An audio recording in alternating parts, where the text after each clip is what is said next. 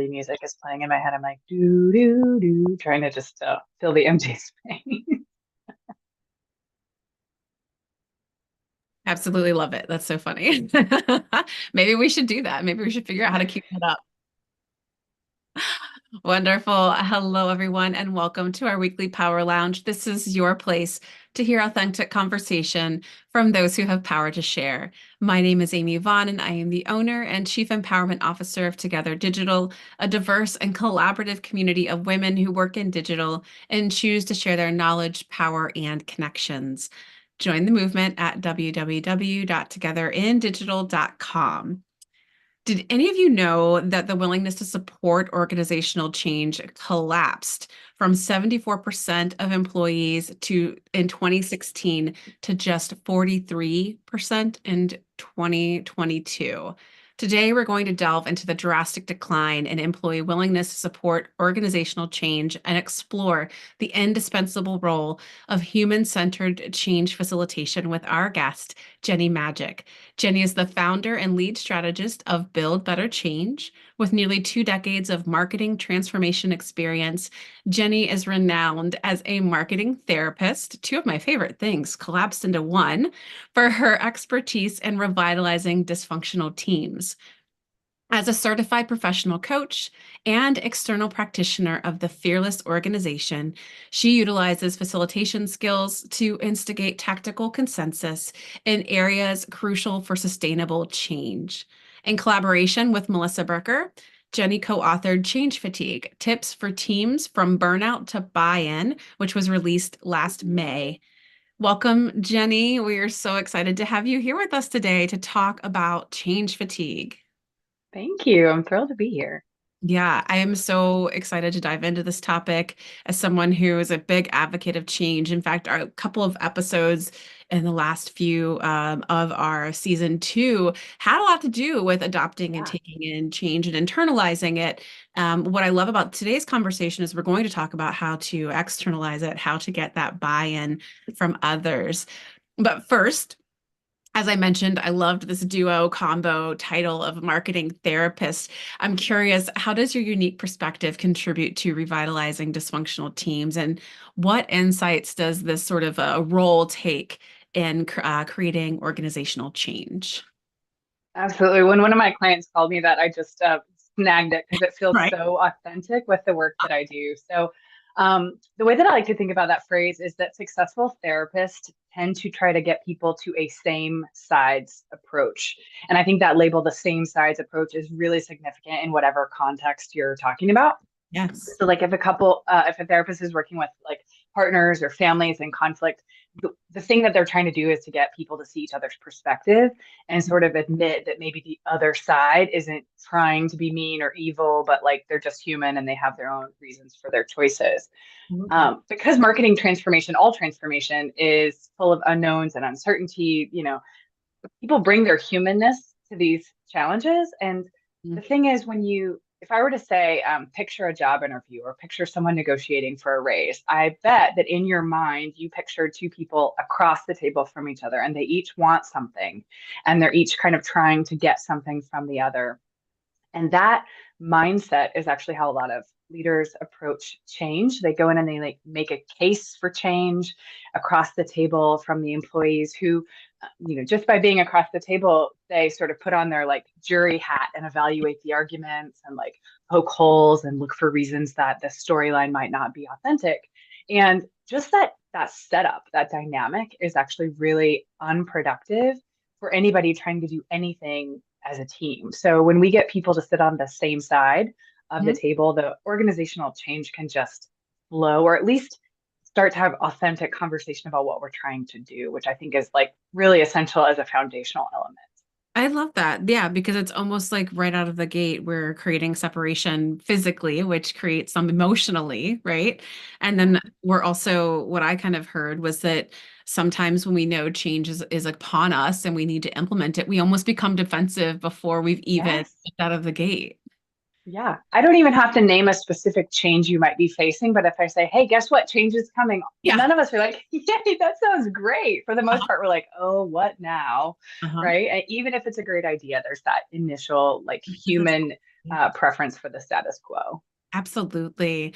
So I'm kind of curious too, with your background in marketing transformation, how does this influence the strategies that you put towards looking at team performance, especially when it comes to creating organizational change?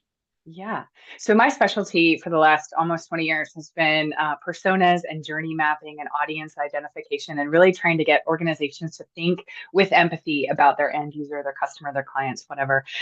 It just occurred to me after all of this time watching organizations try to adopt the strategies I was helping them craft, that they weren't treating their employees with the same thoughtful empathy that they're so willing to bring to their customers. And so one of the things I like to do is encourage teams that are navigating a change process to think about personas in their organization. Who are our early adopters? Who's going to be excited about this? Where on the journey are people going to need more information, reassurance? The same way we would think about a customer buying journey, we need Mhm. to acknowledge that our employees are going to go through like an adoption journey for whatever this thing is that we're trying to encourage them. And those same tools that we're really good at using for all of our, digital and marketing projects can really be incredibly effective. Even things like from the world of UX, writing user stories, right? Like, how is this change going to be implemented by the people we're asking to change?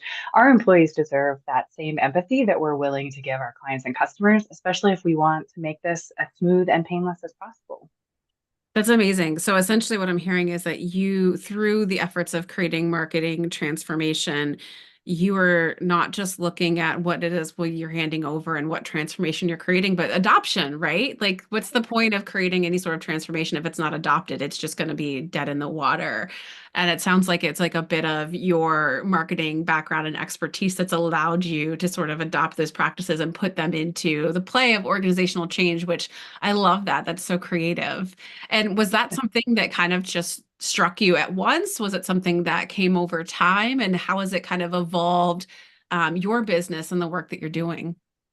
Yeah, I would say during the pandemic, it just really, I think a lot of us rethought our careers and our moment as we were Yeah. kind of going through that as a Yep. global experience. And I realized that I didn't want my professional legacy to be a whole bunch of really well thought out strategies that didn't ever make it to the light of day, right? Like if nobody does anything that I advise, then that really doesn't leave me with a whole lot of impact in the world. And I know I'm exaggerating, but it really pushed me to go get certified as a professional coach, to learn how to benchmark psychological safety in Yeah. teams through the Fearless organization, and just really start thinking about what are the reasons that people can take like a really good idea that makes a ton of sense on paper and just find a dozen ways to either reject it outright or just to kind of slow play it until it falls apart. Because those are two things that we see happen a lot with organizational change.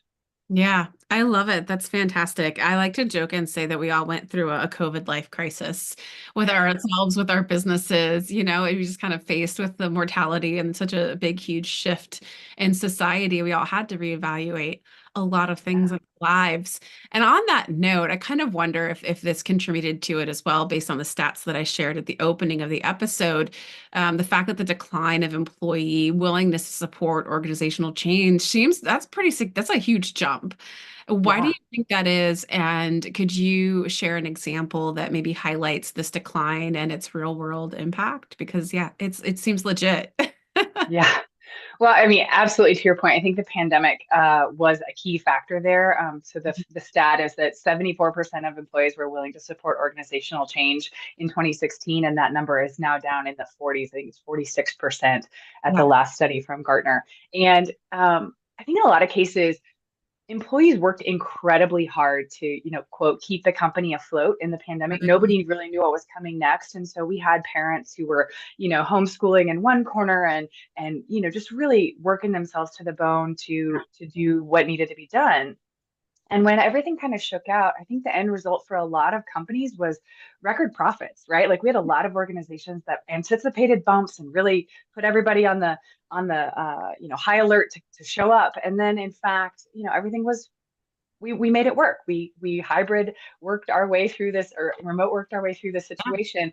But when everything kind of settled down, that discrepancy really wasn't addressed. I don't feel like a lot of companies came back and said, "Hey, we're sorry. We really called you to the front lines, and then Yeah. everything was fine. And I think there's some really built up resentment that still hasn't been resolved. And I think putting my, marketing therapist, I'm not a therapist, but I love that title, putting that Yeah. hat back on. I think that there's some unresolved things that some organizations probably would benefit from trying to unpack. I think the other thing that really impacted it was, that number from 2016. If we think about what's happened since 2016, it's both the pandemic and a whole bunch of social discourse turmoil. I like to say, people are saying the quiet parts out loud. Yep. And, there's a lot of decorum and politeness and doing things out of a sense of duty that has kind of fallen by the wayside. And I think people feel a lot more comfortable saying, no, thank you. I'm not really going to do that just because I'm supposed to or I should. Yes. And then finally, I think the third piece is just too much change. Another stat is that the average employee faced 10 enterprise changes last year, Yeah, up from two in 2016. that's crazy. So we have a fivefold increase of things we're asking people to do in 8 years, which is a massive cause for this resentment and resistance. Mhm. So, an example from my work, an organization that shall not be named had Yeah. spent a lot of time putting together a custom project management system built on top of a Microsoft platform. And they had worked really hard at thinking through everything that the leaders and management needed to know about what everybody was doing. Global organization, lots of stuff, lots of moving parts. And this, it came time for like, okay, you're trained, go put your stuff in there. And there was an outright rejection. Yeah. People were asking questions like, are you going to fire me if I don't do this? And these are people Um, with decade tenures and up. This was not there was this real resistance. And in hindsight, they realized that they had sort of taken one group's perspective, which is what leaders and managers needed this tool to execute against. And there was very little thought about why someone would want to do this, what the UX experience would be for this tool, and how, that journey of being asked to do something different was considered. There was no consideration. I think people felt that lack of consideration and just said, no, you're going to have to, I'm going to need you to sweeten this deal. And they ended up going back to the drawing board and rethinking the UX experience to address some of the concerns that were necessary. I feel like they had a real missed opportunity to do that earlier. There was a time delay, there was a cost, and I also talk a lot about something called change tokens. This is my way of saying like you only have so many tokens you can put in the machine to get people to change. There is a limit to what people will accept, and it's really painful when you see an organization spend one of their change tokens in a yeah. way that doesn't get them anything. And so I think these are examples of places where just thinking about your employee as a customer can really help Oh my gosh. your whole project get off to a better start. Absolutely, absolutely. So many good things in there, Jenny. Like my brain's reeling, and I hope that there are some organizational leaders that are listening that are reading your book because I think you guys are so on the cusp and or ahead of a major issue. People are becoming disillusioned with authority and, they aren't wanting to fight for or blindly work for corporations. We see more people going out becoming entrepreneurs, solopreneurs. There's just like there is a shift happening. And I think, like you said, between the social discourse, the political climate, and COVID, kind of those things all collectively have definitely changed the ways in which we want to show up and work and how we work and what we do. And you're right, if leaders aren't bringing people along, if they aren't giving them a seat at the table, if they're just making decisions without consideration, it's just going to be outright rejected. It's a new generation of worker that's out there. And I think employers really need to be listening and paying attention to that. I also think there's this sense of collective trauma that we've all experienced. And I think we give ourselves a hard enough time coming back from that, yeah, this whole expectation that we're all going to return to the world, the quote unquote normal world with the same energy we had before the pandemic is just absolutely ridiculous because we're still going through it, right? Like right before we got on here, I was telling you my whole family has been just kind of going through the stages of each of us having COVID, even though we've been vaccinated and we try to be safe. It's not gone. None of this is gone. We're not on the other side of things. We're in a new space. And I think your book and the conversations we're having are a really critical part to sort of figure out how do we right this ship and start to move things forward again. Let's talk a little bit about organizational change because I think those who are listening, I mean, you're right. The stats you shared, and just anecdotally speaking, we've got members who've talked about how in the last 2 years they've had, 3 organizational changes, 7 different bosses, and I'm not even exaggerating. But what are some common misconceptions or myths about organizational change that you've been working to dispel? Because we already had some adversity to it before. Clearly now we've got more. Yeah. So I think the first and most important one is that this kind of work that I'm suggesting, treating your employees the same way you would treat your customers or clients with empathy, is going to take more time. When in fact, what it really does is cut time off the adoption part, the training and adoption part of the process. So it actually saves time, even though it feels like it's more work. It just sort of delays the getting started, the activity part of the process. It sort of front loads a lot of the conversation about training and onboarding and what are we going to try to do here, and puts it ahead of the doing. Love And it. so it actually is not something that ends up costing a lot of time or money even. It can be an internal process. It can just be a new way of thinking, which is what we tried in the book to do, is just give people a new way of thinking, even if they don't have the capacity to bring in support for this kind of thinking.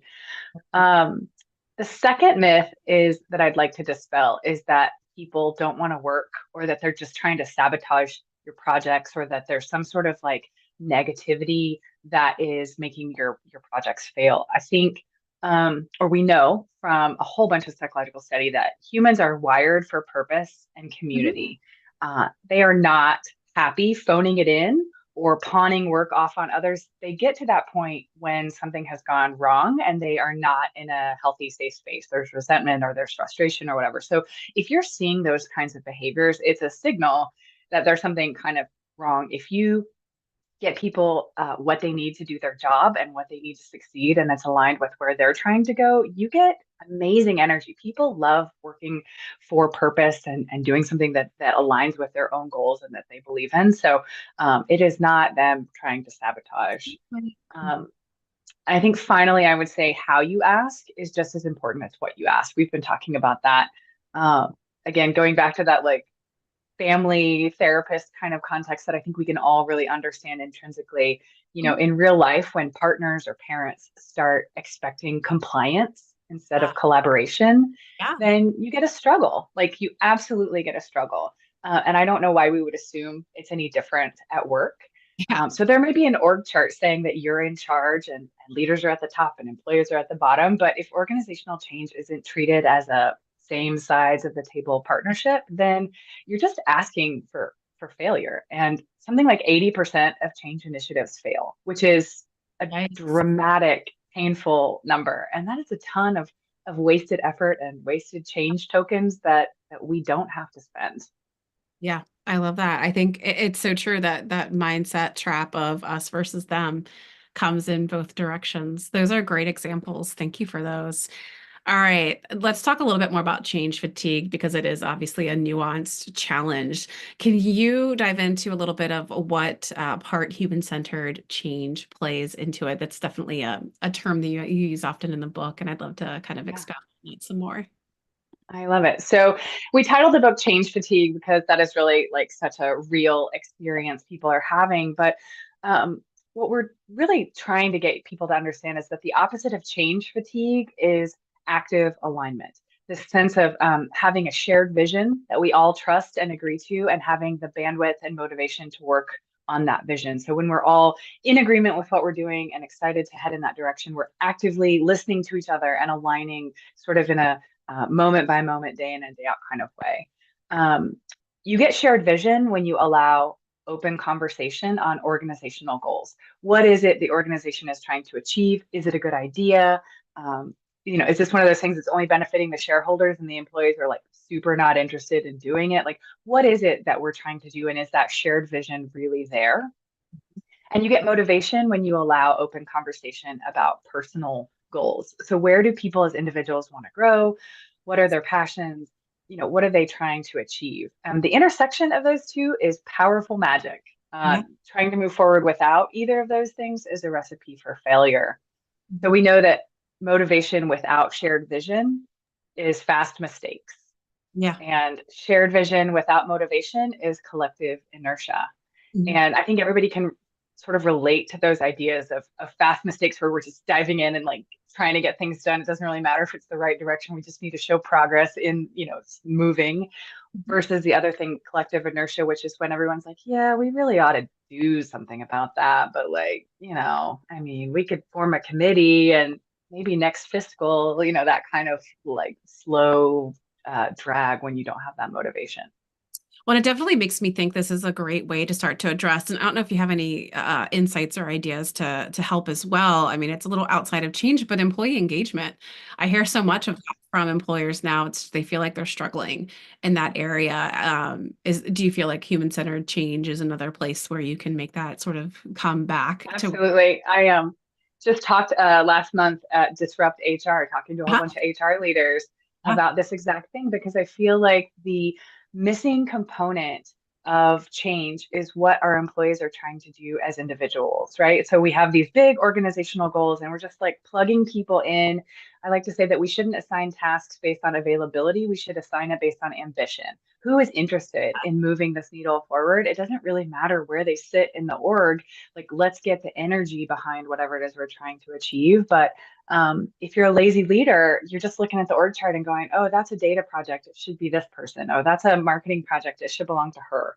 And you're really missing the opportunity to like actively understand your employees. And I feel that, and this is going to be a bit of a hot take, but a lot of employers feel like they gave a lot of grace for people working remotely, and they feel like they've been generous leaders, and I don't know that that is the feeling or representation that employees have. So we have both sides that are saying, I've been good to you. Now Right. it's your turn to be good to me. Mhm. And it is not really working out in that context. And so, really trying to think about yes, we both want something from each other, but much like a parent-child relationship, parents, leaders, employers, it's you have to be the first one to swallow the pill and come to the table and say, okay, my needs can wait.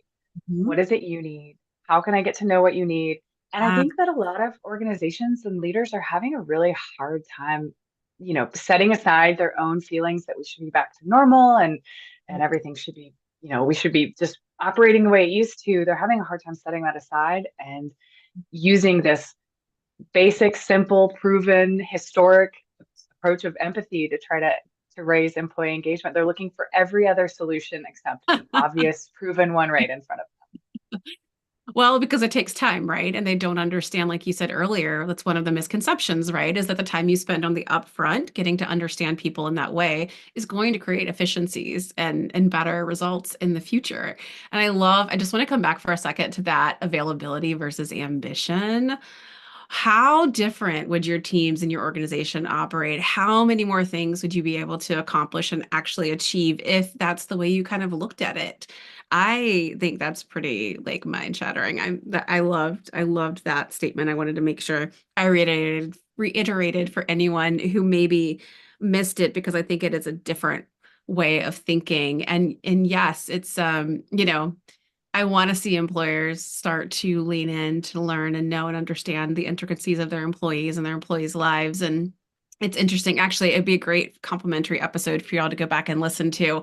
Our last episode with Teresa Harlow was actually talking about remote team mastery because that's a challenge, right? We're not sharing the same physical space. So how do we actually connect in more deep, more meaningful ways with our teammates and get to know them? And I can say, as the owner of an organization that's about 500 women that basically spend the majority of their time meeting and connecting remotely, it is absolutely possible. We've had members start businesses together. We have had them create and build friendships where they, are accountability buddies and check in with each other on a semi-weekly basis. I mean, just true, strong, deep, meaningful relationships. It's just about intentionality, right? It's finding the ways in which you can learn more about your people. And I think that there's lots of tools out there now as well. One that springs to mind that I'll plug real quick because it's an amazing women-owned tech business is Cloverleaf. They are a team building group where they kind of take into account your things like your Myers-Briggs, your Enneagram, all these different aspects of your personality and help you to set clear goals, understand how you you communicate with others, how you prefer to be communicated with. And I think that more deeper, more meaningful human understanding, the more we can make that accessible, so that others can not just treat others the way they want to be treated, but to treat others the way that they would want to be treated. So huge, makes people feel so much more seen and valued. And I think in an economy where, there's a lot of people job seeking, but people are being so much more picky, if you want to retain your team and your talent and grow your talent, you've got to get on this boat. You can't just keep sitting and waiting for things that, like you said, used to work in the past, aren't going to work any longer. So anyhow, Jenny, this is all such good stuff. Let's keep going through these questions. In the past, you talked about uncovering habits that hinder progress and leading change.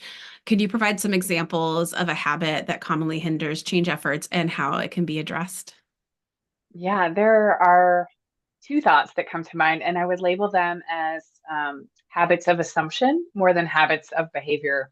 Ah, I think the first is a habit of assuming that a rational argument is all you need. Like if it makes sense on paper and A plus B equals C and it's going to lead to profits and everyone's going to be sunny and happy, that sort of seals the deal for change because we know that everybody approaches any sort of decision with the ability to use their rational brain, but only after their emotional internal concerns have been handled. And so if you're changing anything, we're going to gravitate back to the status quo and we're going to resist and defend regardless. And so trying to think about, not just what it is we're trying to ask for, but who and how they're going to hear and receive that. mhm. And I think the second is assuming that nodding heads in a meeting means that people agree with you. So we have a lot of leaders who stand up at an all staff and they introduce a change and they get some Yeah, sort of like, yeah, and like they're, senior folks are sort of like rah-rahing on the side and they feel like that went really well. When in fact, there may be a whole entirely different temperature, probably an entirely different response going on sort of at the sub level. And I think anybody who's ever worked in a medium or larger organization can talk yeah, about what happens after those meetings and all the little right. side conversations, right? I think it's really, really essential to not skip what I like to call the cone of silence conversations. So in that old TV show Get Smart, they would have this cone of Yeah, silence that would descend over the meeting, right? And sort of like what happens in this meeting stays in this meeting. I think it is essential that your staff has a place for their private thoughts about concerns and feelings to make its way to leadership in a way that can't have repercussions. And I feel like a lot of what we've done these days is move that to like anonymous digital forums. But we've yeah, had enough employers break the trust of that where it's not truly anonymous or it's not truly, it doesn't work, that I think a lot of employees are not interested in engaging in that way. They're not filling out the anonymous form. They're not, you know, leveling their concerns. They'll talk to their coworker about concerns but like that's probably kind of where it stops if one of them doesn't volunteer to take it up the food chain. And so one of the things that I really advise organizations that feel like they might have this challenge and not really know how to handle it is thinking about whether there is a trusted party in the organization that can be a listening yeah. ear to hear and roll up Mhm. concerns and feedback. A lot of times HR is in a really great position to do that in the sense that they are sort of obligated to have both the employees' needs and the organization's needs at heart. Some organizations, the culture isn't there for that. And so they need like an outside third party. I do this a lot. I'll do 15 or 20, 30-minute interviews with people and say, okay, what did you hear about this change? What concerns do you have? And I'll hear things like, we've tried this 5 times before and I don't believe it's going to be any different. Or, we're going to get to a certain point and then it's all going to fall apart when it's time for the leadership to do X, right? And Mhm. so being able to roll that feedback up into themes and say, like, I'm not naming names, but you have a challenge in this spot before you move anything forward. You need to reassure this, you need to resource that, you need to, those kinds of opportunities for actually slowing down and listening, they're not that hard. Yeah. This is not some like rocket science situation, but taking the time and being willing to hear. I think earlier you talked about leaders not wanting to take the time. I think there's also a subtle concern and I know I keep going back to parenting. I have two boys in elementary school. There's a subtle concern that if you give in to what your employees need, if you listen to them vent and Right. you listen to what it is they need, that you're implicitly agreeing to give them everything they ask for, and that just opening that space for them to like really authentically show up is going to give them the power. And so it's easier if you sort of keep things separate. And that is one way of leadership. That's an old leadership style. You know, you show up, you get paid, you do what I say. It's just not working with our more progressive, younger, enlightened, transformed COVID Right. crisis folks. And so, keep trying if that's what you want to do. But if you'd like to do something different, there is a better way.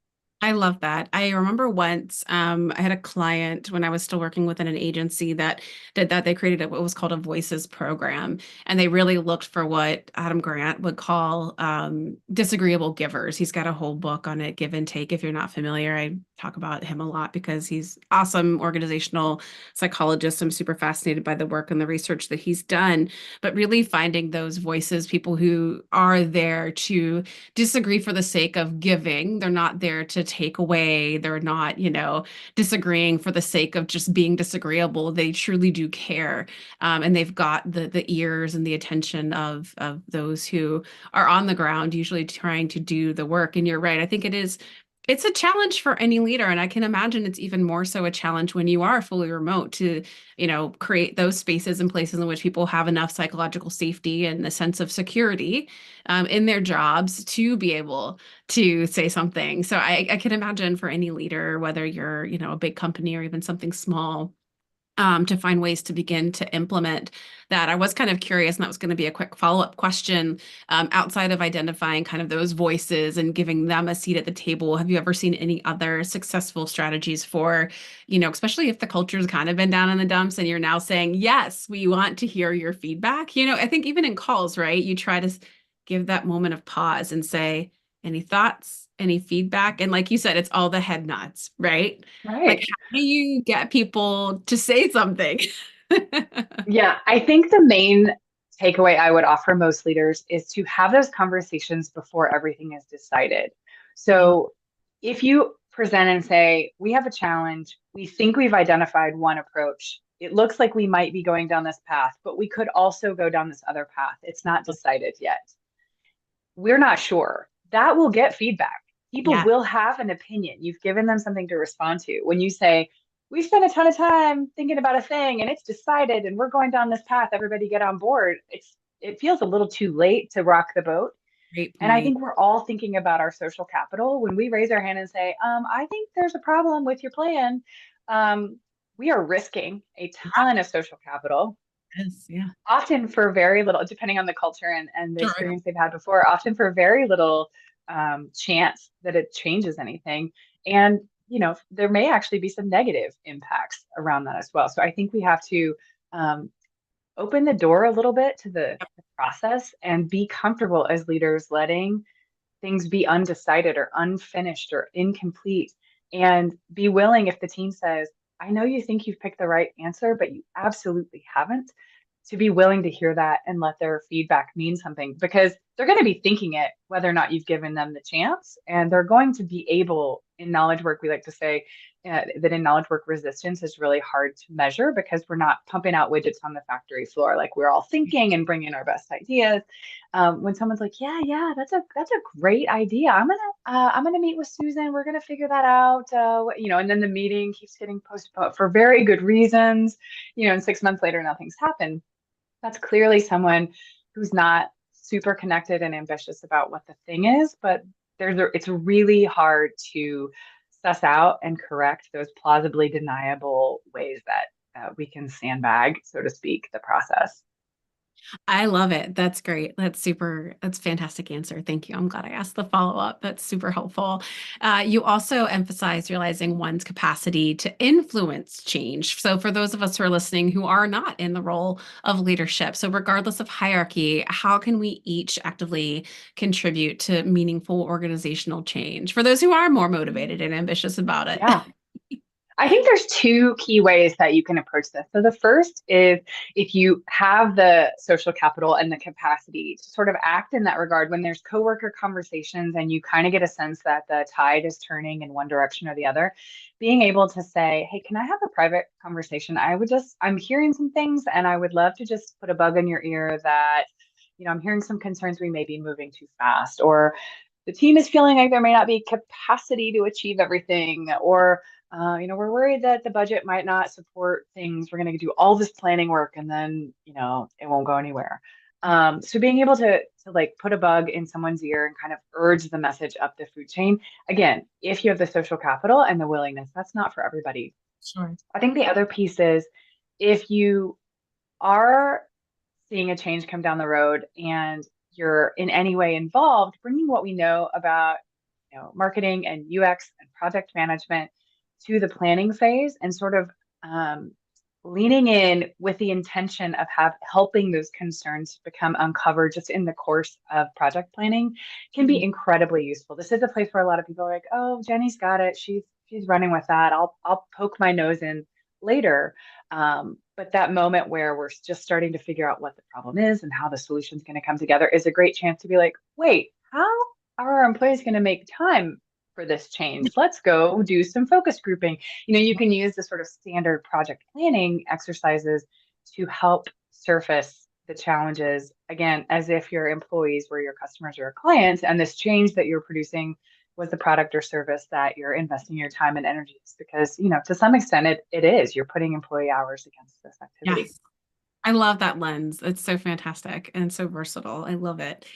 Also, we've got a couple questions left. We've got some folks in our live listening audience. I just want to remind you, if you have questions, feel free to drop them in the chat. Although you've been getting lots of encouraging comments in the chat, so you're crushing it, Jenny. If I you love it. have questions, don't hesitate to ask. All right. Could you elaborate a little bit on what constitutes authentic problem agreement? And share a success story where it played a key role in steering a change project to success. Yeah, so I think too often, maybe even most of the time, companies are spending time trying to solve the wrong problem.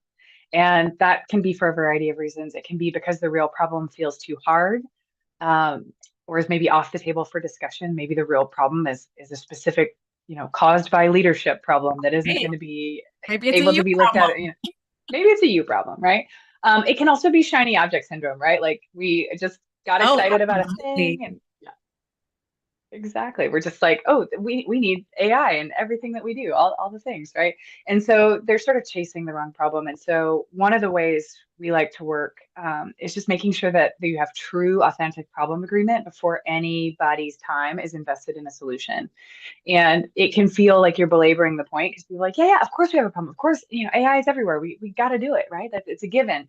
But being able to say like, "No, let's stop and slow down and think about the why and the cost benefit analysis and what we're stopping in order to do this." I think leaders like to pile on change and not take anything off the table.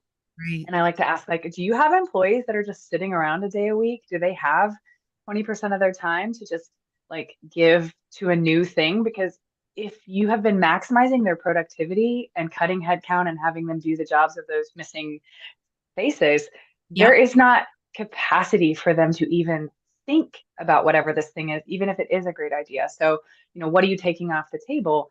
That problem agreement, Yeah. scoping agreement, before we even talk about what the thing is or how we're going to do it, is really essential. Mhm. So, as an example, I got brought in to help with some internal communication challenges, and the leadership was like, "It's an intranet problem. We need we need a new intranet platform."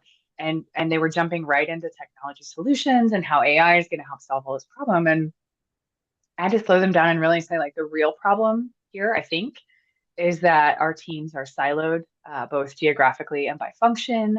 And everyone's just way too busy to slow down and cross share information. So it really doesn't matter what platform we put in place. We're just going to replicate the silos in a shiny new way. And in the end, the technology they had was actually just fine. And the budget they had, excuse me, set aside for the internet project was pushed towards, content organization and a new manager for governance to make sure that things stayed organized, right? And that's a very different approach to problem solving that just sort of says like, I know buying something would feel like a solution, but Right. we actually have a people problem or a culture problem or a process problem.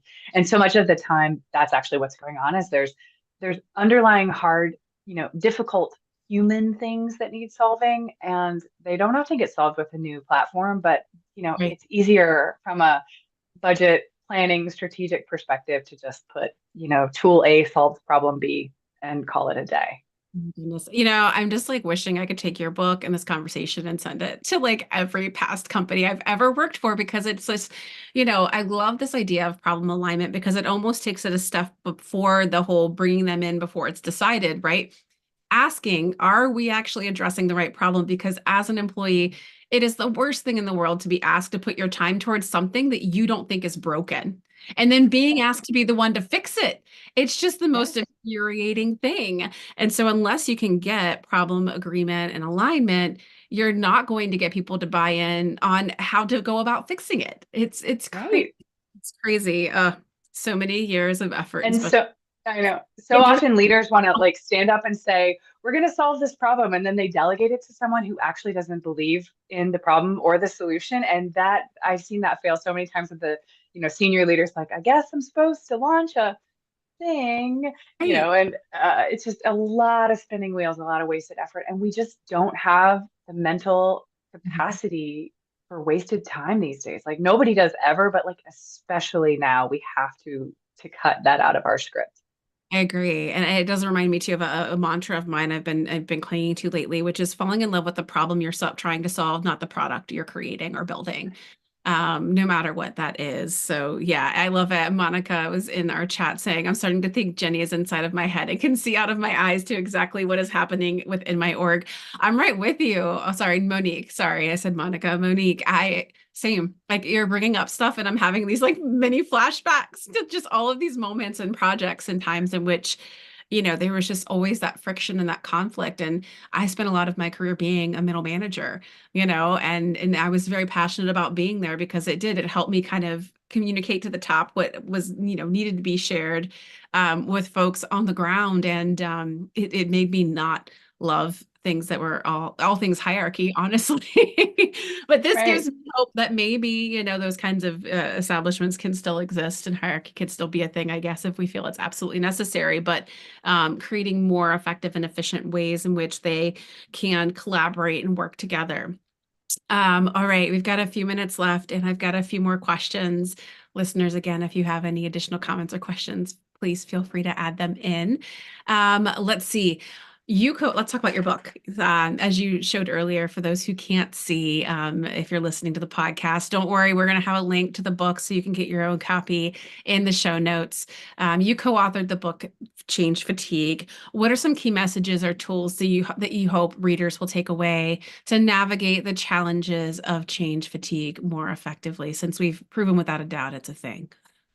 Yeah, absolutely. I think, the main one is really just that building buy-in is essential. There isn't a way forward with authoritarian do Yeah. it because I said so leadership anymore. It doesn't work, and you can try and they will nod and there will be a really good reason why your thing failed, but the odds of you being able to achieve what you're trying to achieve is way lower than it was even just a decade ago. And so this is not just a way forward, it is the way forward. Building buy-in, I don't just mean the book, but I think my co-author Melissa is a certified change management professional with a bunch of letters after her name and a whole bunch of strong experience in giant change. And what we wanted to do is bring change management that can be sort of an ivory tower with a lot of jargon, and the books in change management often read like textbooks, and bring those ideas to, this is a book, someone said, I read it on the plane home, and it's a quick read. It's intended to be a mindset shift. It's intended to give you